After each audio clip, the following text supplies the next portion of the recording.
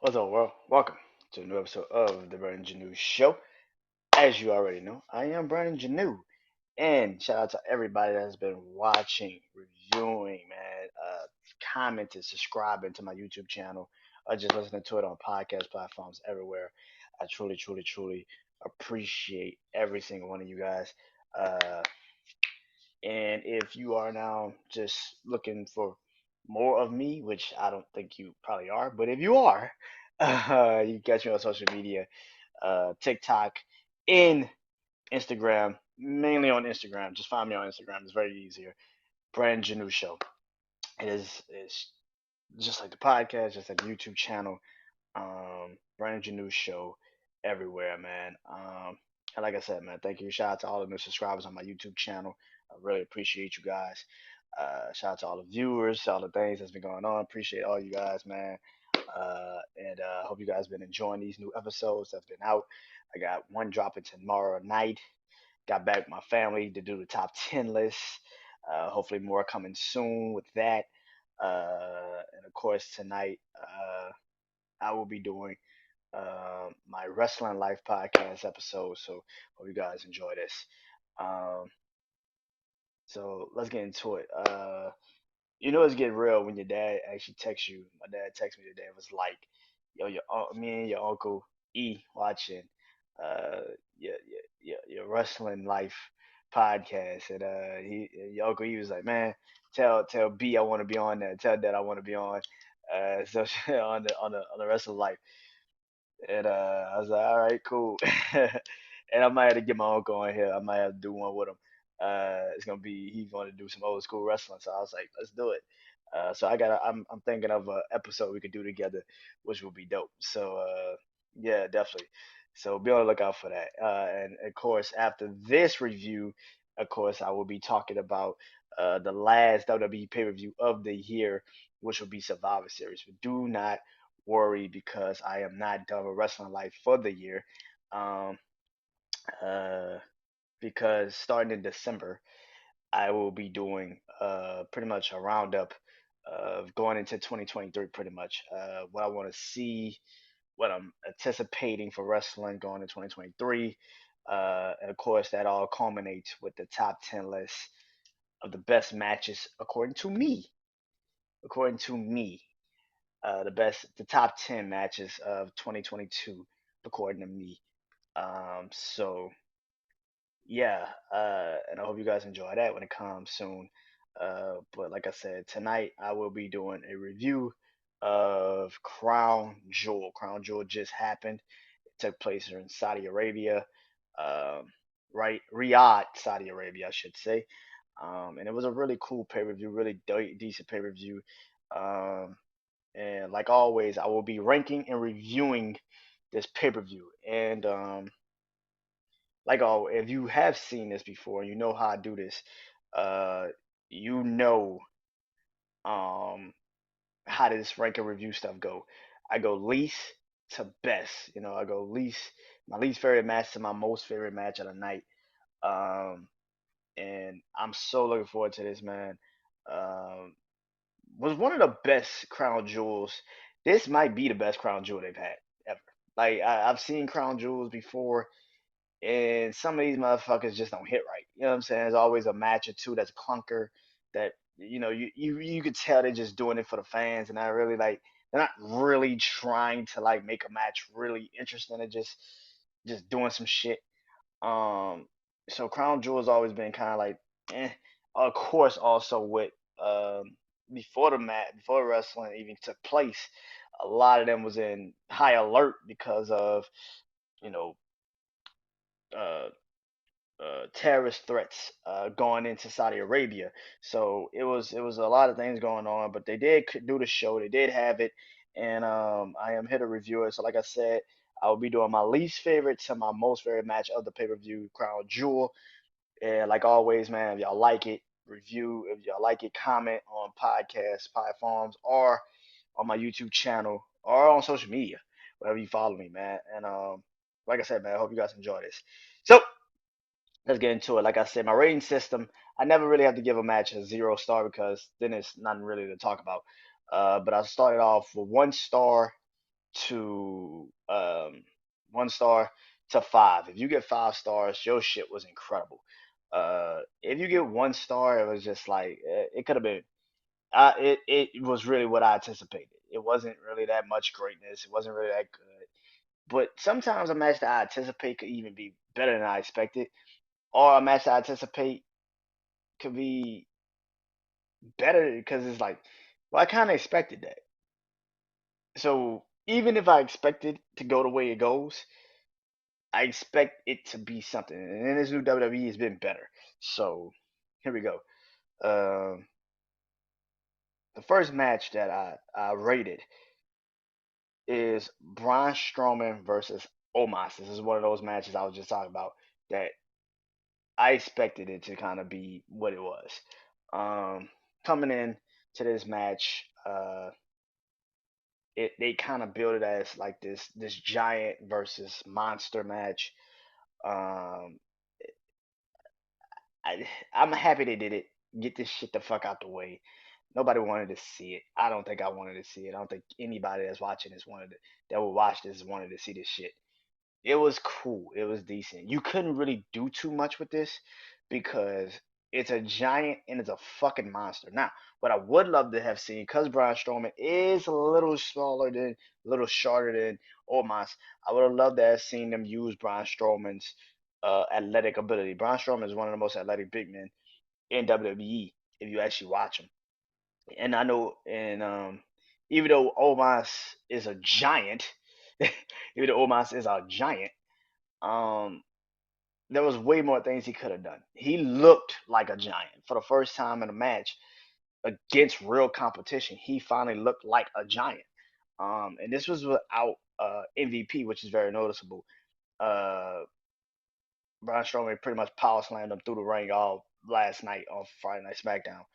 But this match was what I expected. I expected it to be kind of like Omos dominating, kind of. I didn't expect it to be some fucking acrobatic shit. I expected, but I did want to see more of Braun Strowman athleticism kind of get used more.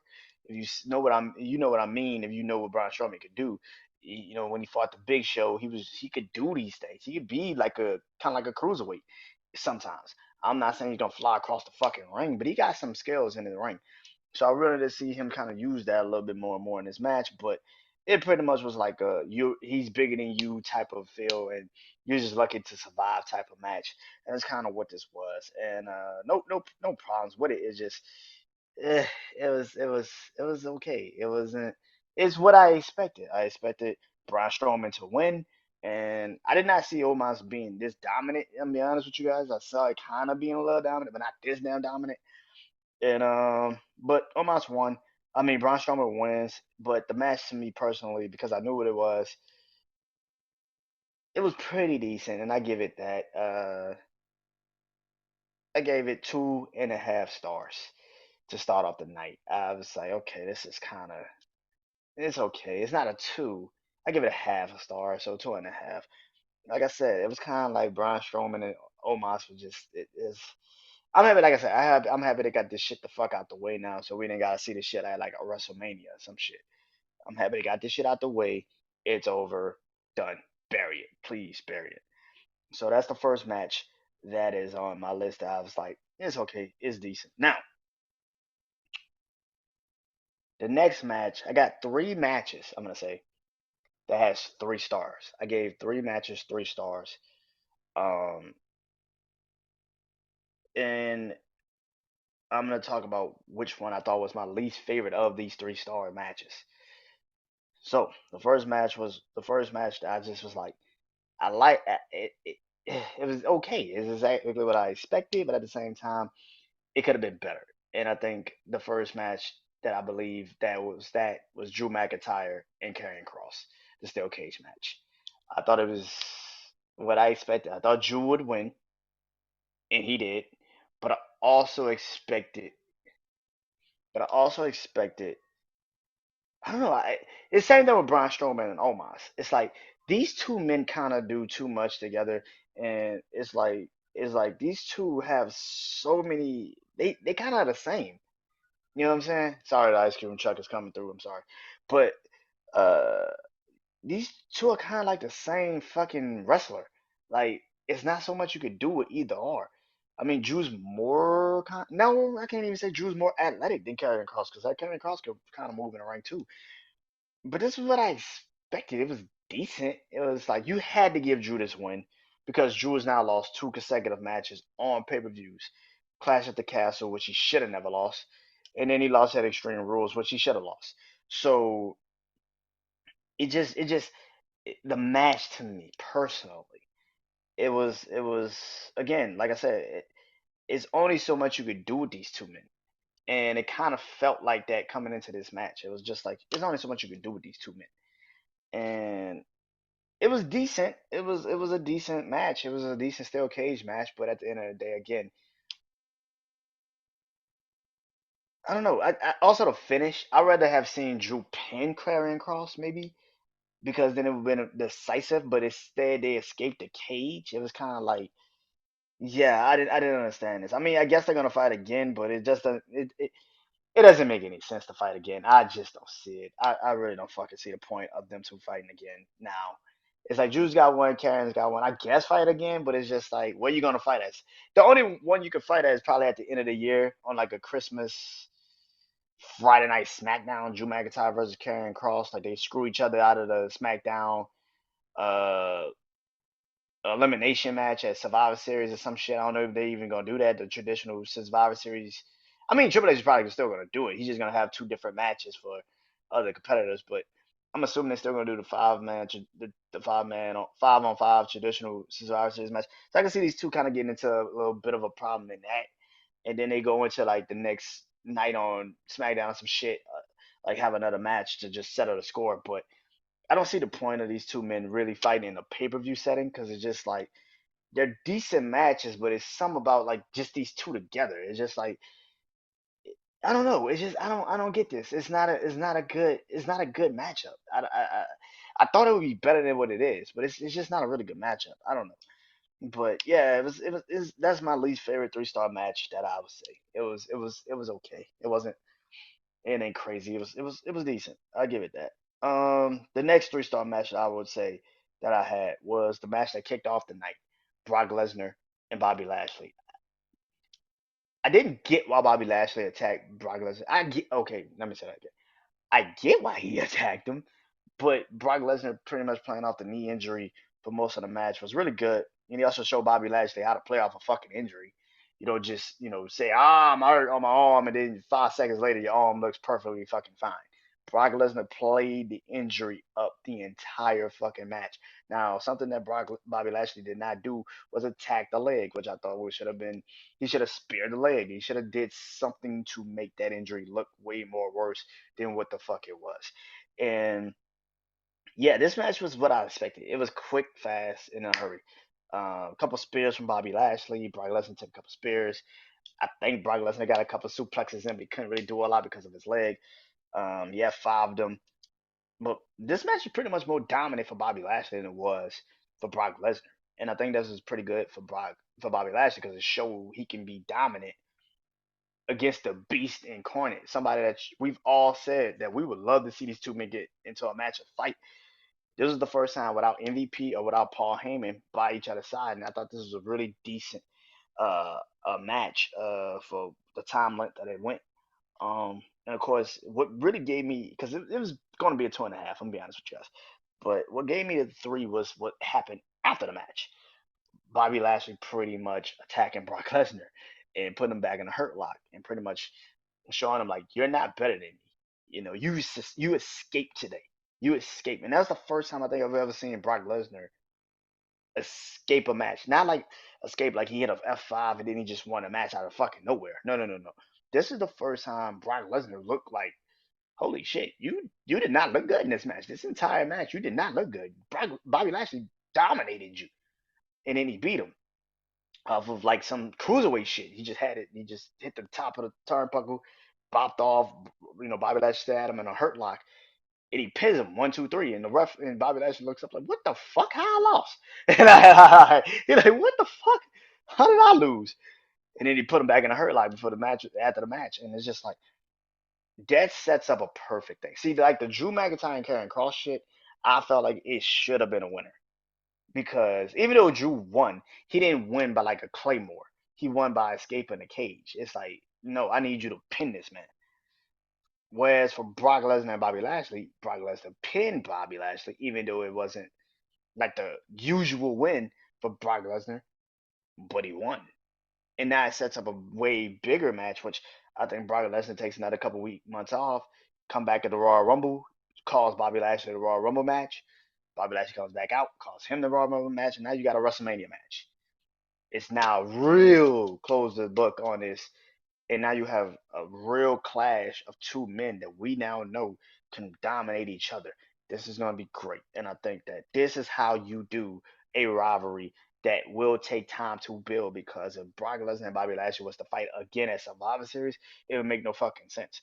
But if Brock Lesnar is now going to take time off, and Bobby Lashley's going to pretty much berate him for most of the months that he's gone, because he's gonna be like, Brock Lesnar did not win. He escaped me that night. He really didn't win. I dominated his ass. I beat his ass. So I think this builds it perfectly for WrestleMania. I think this is a perfect match to have at WrestleMania. It's Hollywood. You need two clash of the cat, like two clash of the Titans match. This is perfect. Brock Lesnar's clearly not gonna fight for the title, and Bobby Lashley's not gonna fight for the title. So why not let these two men just fight each other? It'll be the third bet. It'll be the third match. It'll be 1-1. We shall see how it goes. Um, and the next three-star match that I gave um was the WWE Women's Tag Team match, titles match between Alexa Bliss and Asuka versus Damage Control, Dakota Kai and Io Sky. I could have made this a 3.5, and I think I will, but to me right now it's a three, and maybe I will, but to me it's a three. Um, better. It was Raw. They won a title. Alexa Bliss and Asuka, they won a title, the tag team titles, and then they just lost it to Damage Control tonight, in this match. But for me personally, I thought our four women did a great job at doing what they needed to do. Sidebar, Bray Wyatt popping up, Bray Wyatt little logo popping up before Alexa Bliss could even start talking. It's pretty decent. And I see what y'all doing over there, WWE. I see what you're doing. I see what you're doing. I personally don't think Alexa Bliss need to go back with Bray Wyatt. I think it should be Liv Morgan. She's creating this much of an attention towards it. But if you're gonna play this Alexa Bliss, which Alexa Bliss has some in her, it still has that Bray Wyatt influence in her. You can see it. You can see the makings of her still having that in her.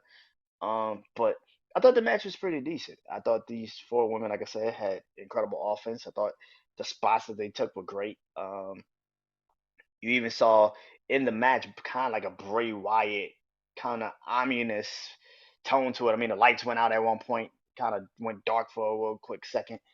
Like it's pretty obvious that you know, you know, they're gonna play that situation up.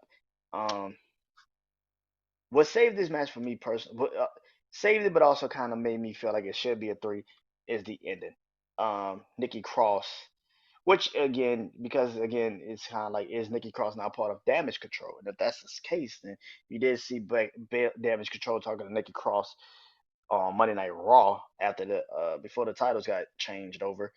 But if Nikki Cross is now turning uh teaming up with Damage Control, that's an interesting pickup. Um, but yeah, Nikki Cross coming out and kind of like helping Damage Control kind of made me feel like, okay, that's pretty deep. I get it. I get why you would do it, but um, I don't know. I probably would use Nikki Cross for the women's title match, but it didn't happen that way. So yeah, I didn't understand that, but I thought it was a really good match. Out of those three matches I said for 3 stars, this was the best of those three. People could hate it and say it wasn't really that good, but it was better than what I expected. And for a match that also got just thrown on the card at the last second, this was a really good match, and I think that's what it was. Like I said, you kind of also display what Alexa Bliss is about to go through, and I think that's a pretty dope ominous feeling towards it. Um, the next match, uh, I gave 3.5 stars. Now this is the last 3.5 star match. I'm gonna 3 star match ever on this list until I get to the next couple matches. But this, I feel like I gotta give a disclaimer or some shit. Because everybody's gonna be like, how the hell you don't have this match as a 5 star match? This was the best match on on the whole card. This was the great match. It was the main event. It was supposed to be pretty good, but at the same time, it pissed me the fuck off. So you already know if you watch wrestling, you know what I'm talking about. The main event of Crown Jewel, I gave it 3.5 stars.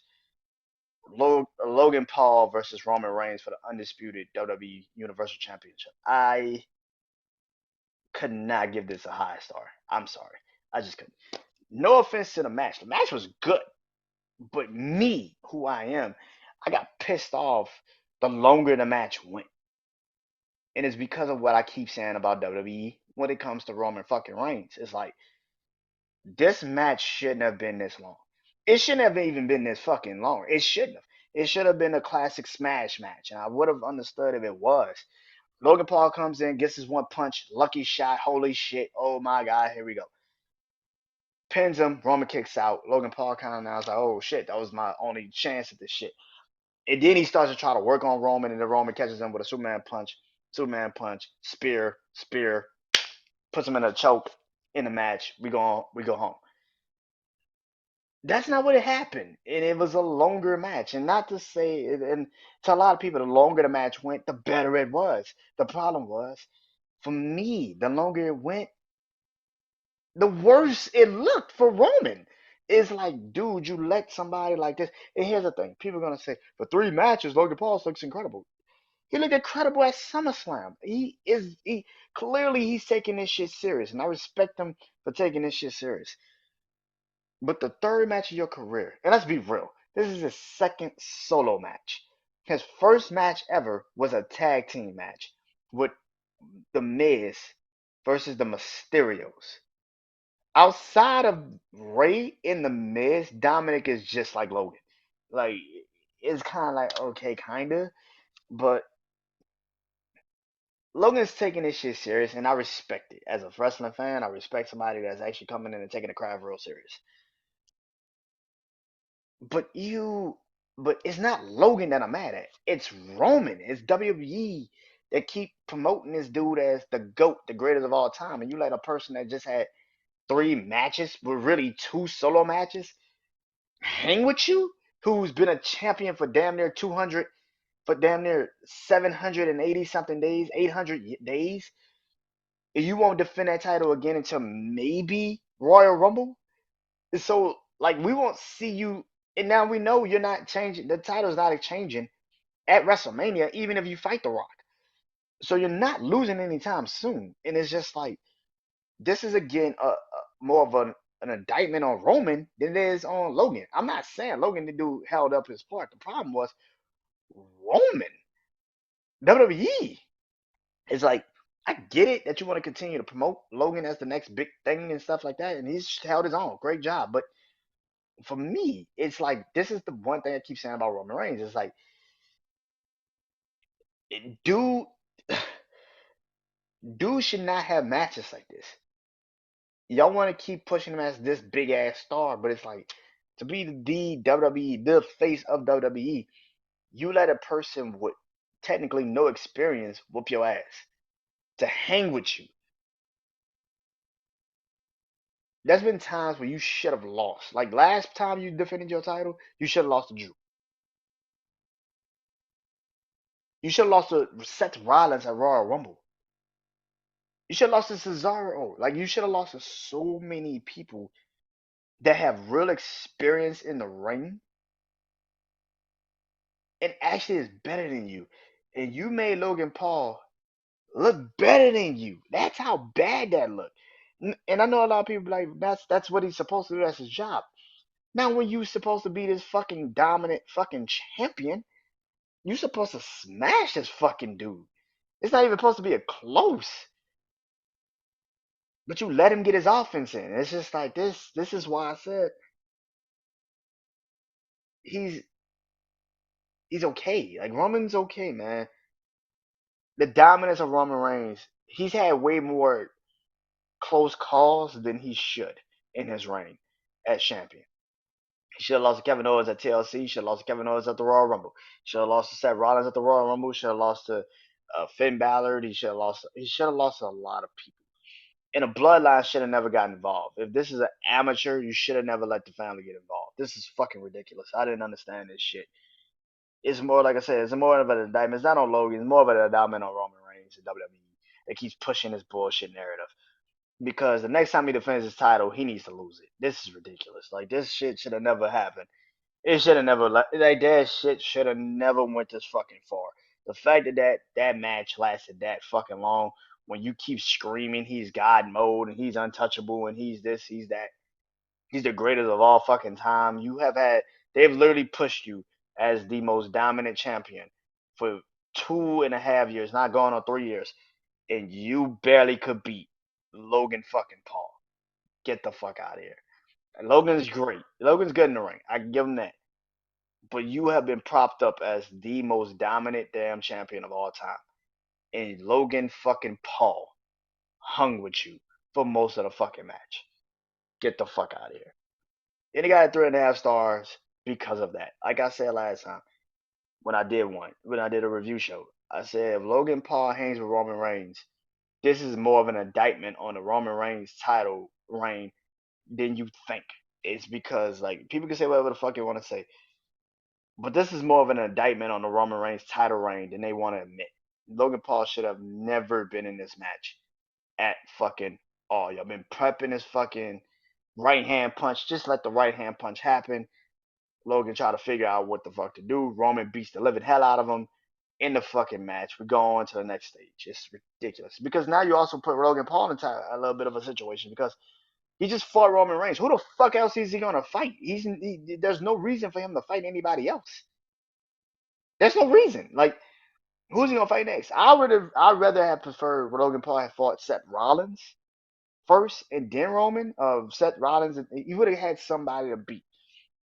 The fact that his first loss comes at the hands of Roman Reigns sounds very stupid to me. I think if you would have put him against Seth Rollins, they both have that would have been a way more interesting match because Logan's a little bigger than Seth and he's also a little bit more stronger than Seth. But Seth is more of a wrestling IQ.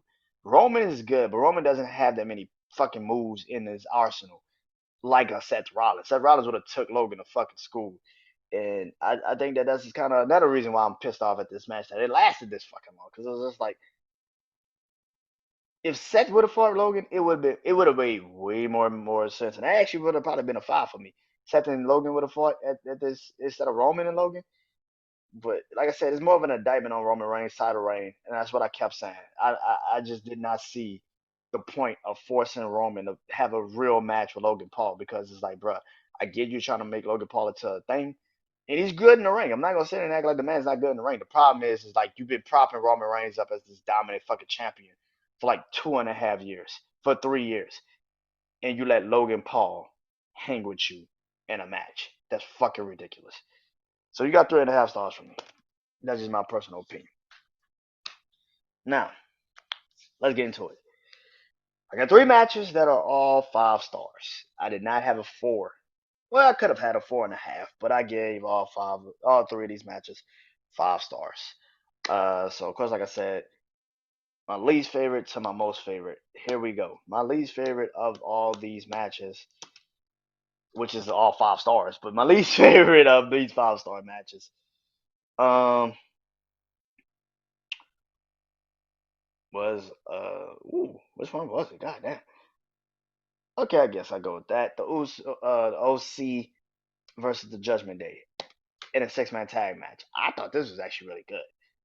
I thought it was a really good fucking match. Everybody got the offense in. The one thing about WWE that I like now that they weren't trying to do earlier is that Triple H knows the the beginning. He knows the beginning of a wrestler. And they skipped a lot of stages with Dominic Mysterio. This is one thing I kept saying. Like, you keep skipping stages with this kid. He needs to get his ass whooped. He needs to let people whoop his ass. He needs to learn the trials and tribulations of being a superstar. And you throw him in a Judgment Day. This is probably why I love this match so much. I hate to say that. but he tried to come in all cocky and brash, and I'm like the best thing smoking. And AJ Styles and the OC beat the shit out of him. They beat the fucking hell out of him. They treat his ass like a piata. They beat the shit out of this dude. They beat his ass, and that was a good thing because he needs his ass whooped.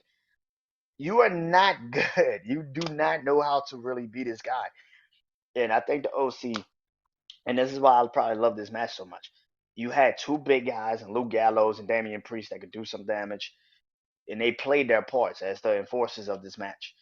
Um, Another thing I loved about this match was, like I said, Dominic Mysterio kind of not really being some superstar. He was more so like the whoopee cushion, which you need him to be the whoopee cushion. This is what the fuck he's supposed to be in Judgment Day. Nobody really thinks he's that damn good. He's a whoopee cushion. Um, Another thing, Finn Balor and AJ Styles are clearly the leaders of these two factions. It made sense to let these two men beat the living hell out of each other. And it came down to these two at the end. I thought it was an incredible match from pretty much start to finish. It was actually a really good fucking match.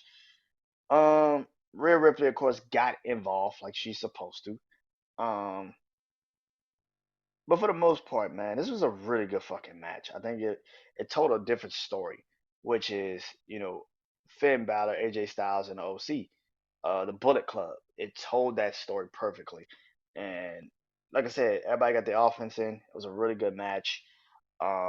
Yeah, but it's my least favorite of the 5-star matches because my next favorite of the 5-star matches is the Usos versus the Brawling Brutes. Um, for the undisputed WWE Tag Team titles, this was a 5-star match.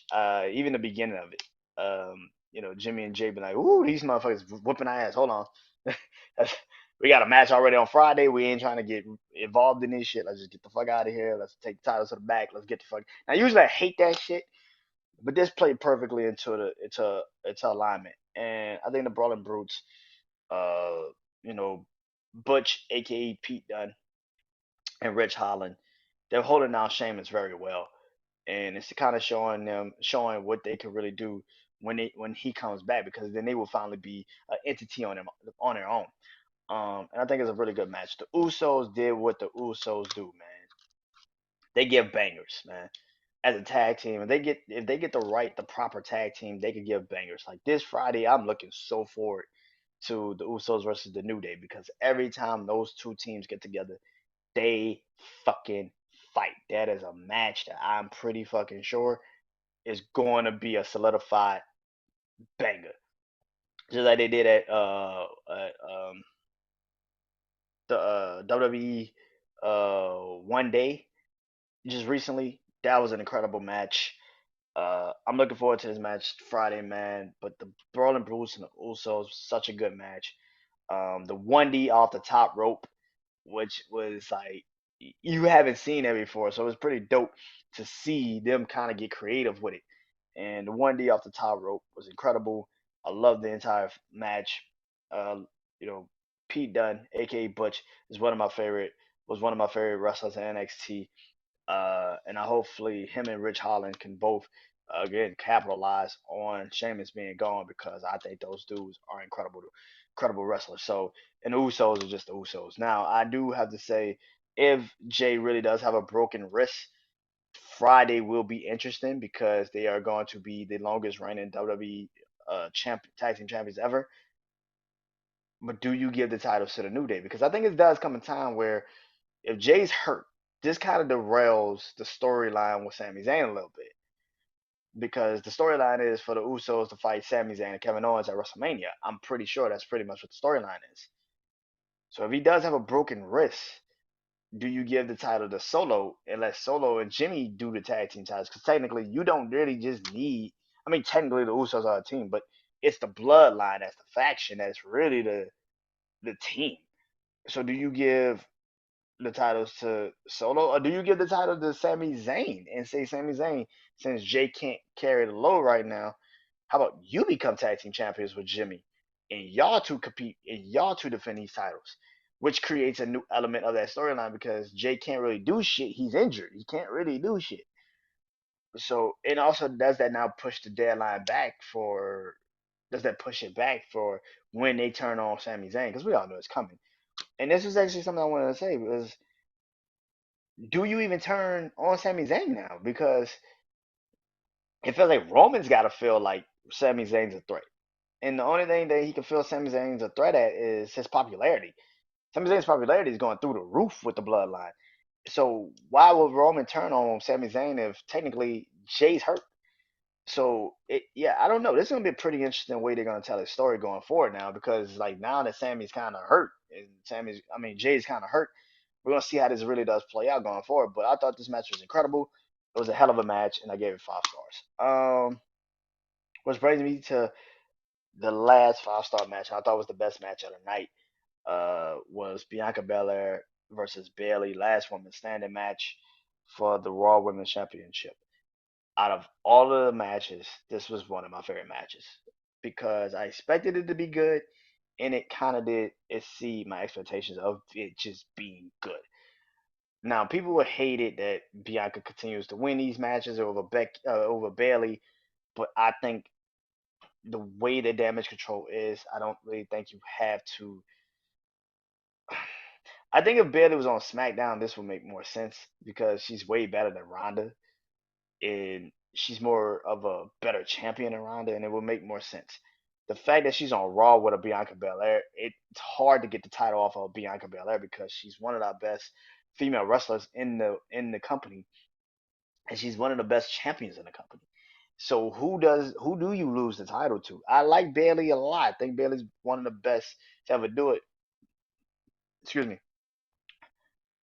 But this is hard for a person like a Bailey that's coming back into the company, and the first thing you do is got to beat the longest reigning women's champion who hasn't been pinned in like 2 or 3 years, for like a year and a year, and you are the only person that has pinned her twice.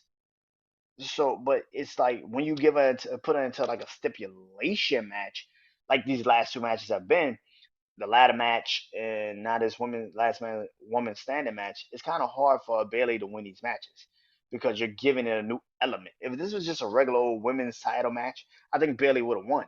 It makes sense for her to win. But the fact of the matter is, it's not.